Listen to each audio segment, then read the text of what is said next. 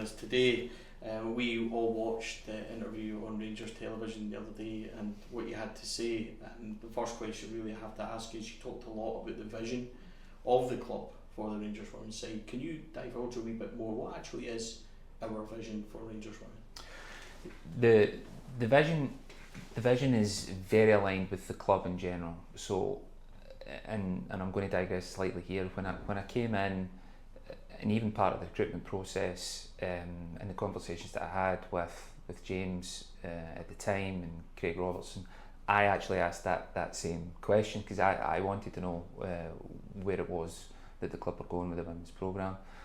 The things that they spoke about was the synergy between the overall strategy of the club. Now, the things that they are placing above everything else in terms of the launch of a new strategy was appropriate business or sustainable business, performance on the pitch, and then supporter engagement. So those were the three key areas.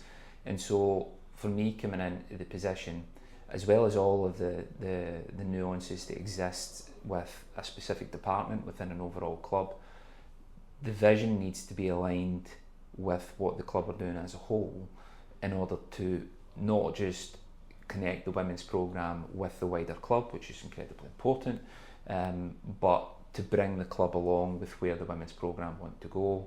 So from a vision perspective, it mirrors that exact same thing. It's performance on the pitch, it's sustainable business and engagement with the fans and supporters, but it looks different from the women's programme as to what it looks like in the men's programme. So for example, supporters engagement, it's how do we grow the attendances at Broadwood. We've got a base of operations that are outside the main city that the club are based in. So how do you make it accessible? How do you make the experience of supporters coming to the stadium a pleasant one and an enjoyable one, that's something that they associate with women's football with, and in particular Rangers, but maintains the Rangers values that we have. And so the vision is to create something in the longer term that continues to align with where the overall club is. The club have been really good in the first 6 months that I've been in terms of making sure that those pieces are connected, and we certainly want to see what that looks like as it evolves specific to the women's programme moving forward. You've worked in the States, and then obviously with the SFA as well. You've got quite a kind of broad background. What can you bring sort of experience, and how has that helped shape you for the challenges of the first 6 months you've had here? My background has been across the kind of length and breadth of the game. So within the grassroots game, so looking after the increase in participation in girls and women's football with the Scottish FA, working with Anna Signol and Shelley Kerr as national team coaches to make sure that grassroots is connected to youth national teams is connected to the A squad, and then all the other pieces in between.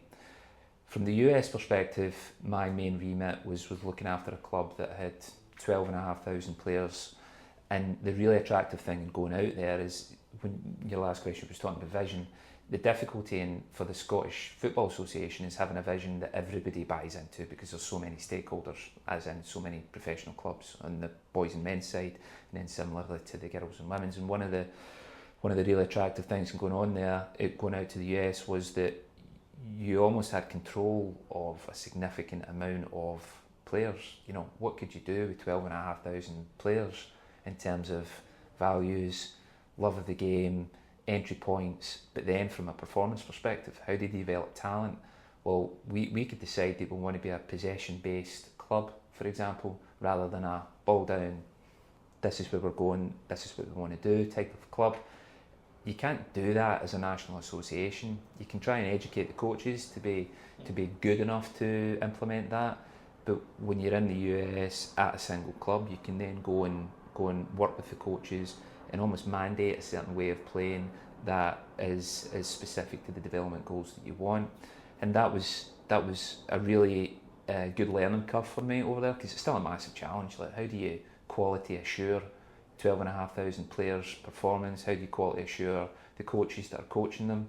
And so you need to be narrow enough that says, here is your job, here is how we want to do it, here are the learning outcomes, here is the checkpoints, is this working, is development happening here, and here. Balance the performance pieces, so are we getting success in terms of winning games, pushing players on to professional contracts, etc., but also maintaining the entry points from a grassroots perspective. This job is obviously solely performance-based, either between the academy or the first team, and so it's almost taking the elements of my last job, understanding that in order for us to get talent in the first team, you need a grassroots entry point. So working with colleagues in commercial to understand the soccer academies, work that they do, working with colleagues in marketing to drive, attendance to the game that makes it more appealing for families and young girls to come and experience those pieces, but also balance it with the performance outcomes. Is sports science a key integral part of the first team? Is the medical staff up to scratch? Are they doing the things that we need to do? And then how does recruitment work? How do we bring players in? How do we move players on? How do we promote from the academy? And all of those elements. So, longest answer ever. However, all of those pieces over the last 10 or 15 years, to be honest, have really brought me to a really exciting new challenge that I feel quite equipped for. It's good that you mentioned grassroots in the academy. We've seen so much success from the Rangers Academy, even last season, Mia, Jodie's continued emergence, and you've got Ailey Austin, things like that. How do you plan on keeping that to be so successful and ensure that Rangers Academy keeps thriving the way it has? It needs to be part of the vision. First and foremost, we need to say that's who we are. If we don't say that's who we are, we're not accountable to the work that we're doing in the academy. When I say, you can wrap KPIs around it, you can say, we want 3 academy graduates coming out the first team on a regular basis. That's not reality. Ultimately, they need to be good enough to go into that environment to be successful. And if the head coach and the staff and myself are responsible for continuing to push performance levels, then that distance from academy into first team kind of grows, because the difference with the first team is, of course, our market for recruiting talent is now beyond Scotland. Joe has got deep connections with talent down south. We've had a history of bringing in excellent players from the rest of Europe. Tess is one of them. We've got somebody playing in the Olympics and goals for New Zealand, and there's other markets that we want to tap into. So it's incredibly important, but we've got to say that that's what we want to do as part of our value system. That's why we're investing in the academy. That's why we want to provide opportunities for those players that age out on loan within Scotland in order to develop them.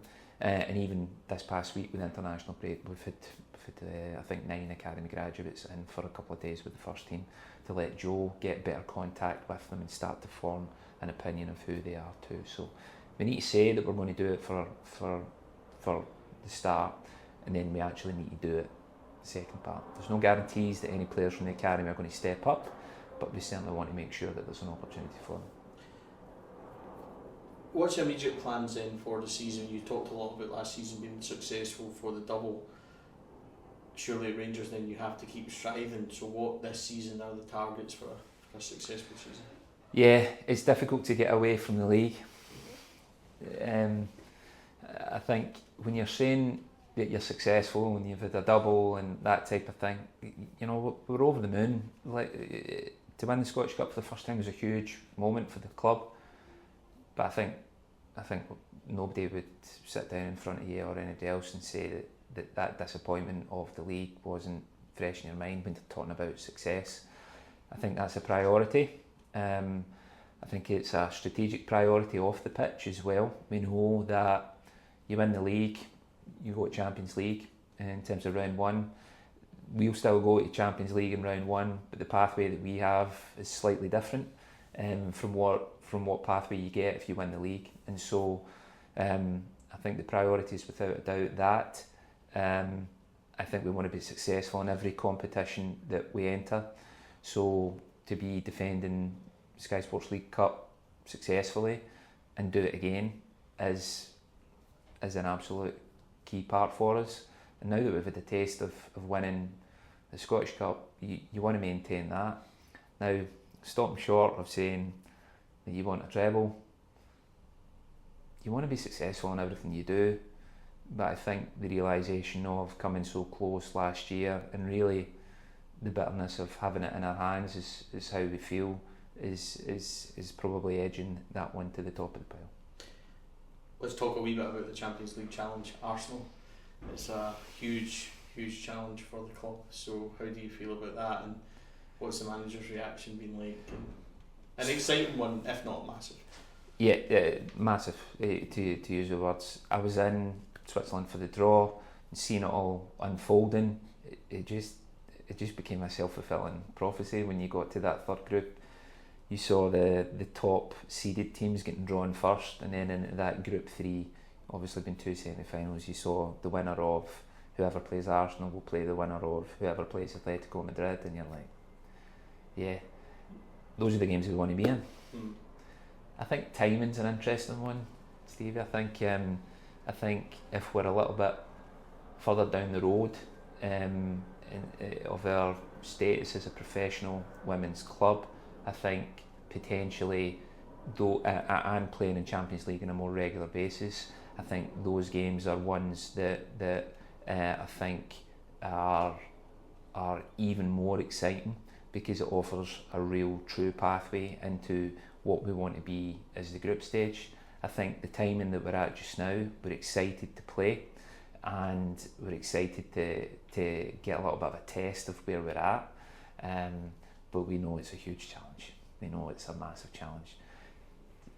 You could put Jo into the ring with a raging bull and she'd lick her lips. Like, that's just Jo, she's ready to go, and I think that's why she's been so successful with the players that she's got. They all want to play, they all want to play for her, they all want to play for the club, and it'll be no different when they get down to Arsenal, but we recognise the challenge there is.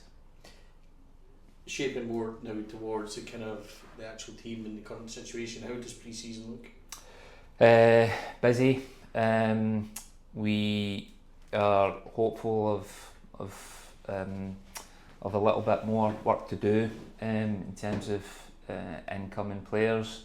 I think that the squad are in a really good place. I think Jo feels that they're in a better place now than what they were last year in terms of this stage of pre-season. We have a couple of tests coming up before we're away to Valencia for pre-season camp.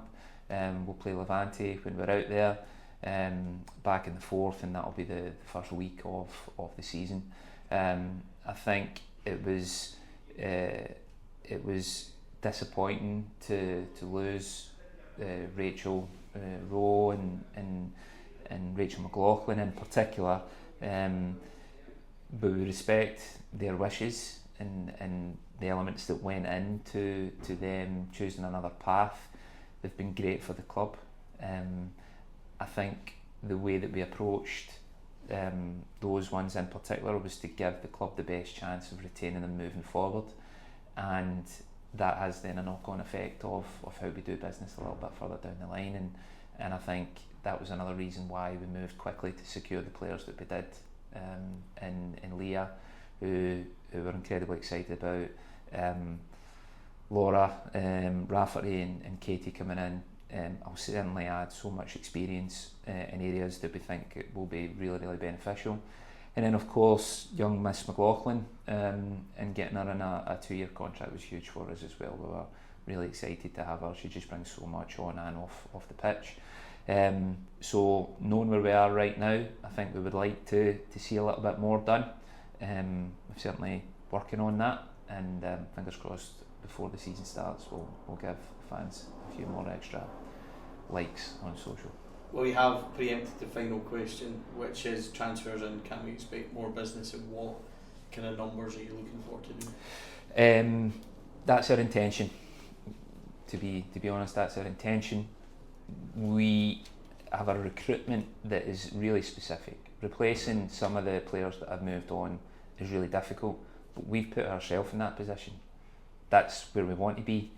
We have offered Champions League football, we have offered trophies, we have offered an environment at the training centre that is fully professional and is such a fantastic place to work, and we feel that we've got a lot to offer players, and so that's why we've been successful with the players that we've brought in so far. We know that we think we would like to add a little bit more in a few key areas. With the other markets across Europe, starting back their season a little bit later. There's a few dominoes that need to fall just because of those elements, but we're really hopeful to add more strength and depth to the squad before the season starts. You answered that really well. I've not seen 2 or 3 or 4, which I was pushing. No idea what you're talking about there, Stevie. But no, Donald, appreciate your time. Thank you very much for joining us. Appreciate that. You're welcome, Stevie. Thanks.